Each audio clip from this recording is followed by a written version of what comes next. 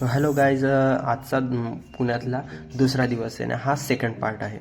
तर मग म्हटलं चला दुसरा दिवस आहे, तर माझ्यासोबत जे पुण्यातले मित्रमंडळी होते त्यांना पण म्हटलं चला आज भेटूया. म्हटलं आपण दगडूशेठजवळ. तर दगडूशेठजवळ मुंडा स्टेशनला मी आलो आणि मित्र पण आले होते. तर हे दर्शन आणि सर्वेश आले आणि मग अजून आमचं एका जणाचा वेट करायचा होता. तर थोडा वेट करून सण आम्ही फिरत होतो. म्हटलं ते पण येऊन गेले होते. आम्ही टोटल 4 जण होतो आणि तिथून आम्ही म्हटलं चला दगडूशेठला जाऊया. तिकडं मग शनिवारवाडा वगैरे पण आमचा प्लॅन होता.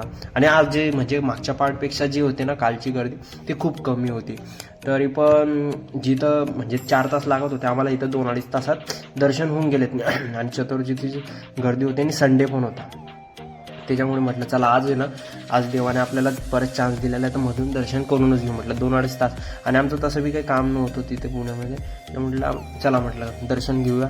आणि बराचसा वेळ लागला मला, 2-2.5 तास 3 तास गेले. आणि मित्र पण होते, चल म्हणे आपण उभं राहून जाऊ म्हणे.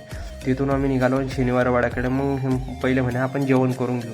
यांच्या काही गप्पा गोष्टी चालू होत्या आणि आमच्या चंदन भाऊची बी मजा घेणं चालू होती. सर्वेश आणि आम्ही सगळे मजा घेत होते. आम्ही इथं जेवण वगैरे केलं. आम्ही इथून हॉटेलच्या बाहेर निघालो. चला म्हटलं आपण पहिले शनिवारवाड्याकडे जाऊ. आणि शनिवारवाड्याकडे जायचं म्हटलं तर म्हटलं गर्दी पण खूप होती. आणि शनिवारवाड्यात काही कमी गर्दी नव्हती. म्हणजे इथं दगडूशेठजवळच एवढी गर्दी होती, अक्षरशः ट्रॅफिकला शनिवारवाड्याच्या 1 ते 1.5 तास एवढं ट्रॅफिकमध्ये लागत होतं. त्याच्यामुळे आम्ही थंड वगैरे थोडंसं पिलं. तिथून कैरी वगैरे बरंचसं काही खाल्लं आम्ही. आणि तिथून खाऊन सण आम्ही म्हटलं चला आता शनिवारवाड्यात जाऊ. पेरू वगैरे पण घेतला आमच्या चंदन भाऊने. आणि मी काय व्हिडिओ वगैरे शूट करत होते. आणि मग इथं आम्ही बाहेर निघालो. म्हटलं चला आता आम्हाला रूमवर जायचं आहे. तर इथून मी बाहेर निघालो आणि मग माझ्या रूमकडे गेलो. आणि बरेचसे ट्रॅफिक पण होते. तर चला गाईस पुढचा नेक्स्ट ब्लॉग बघा.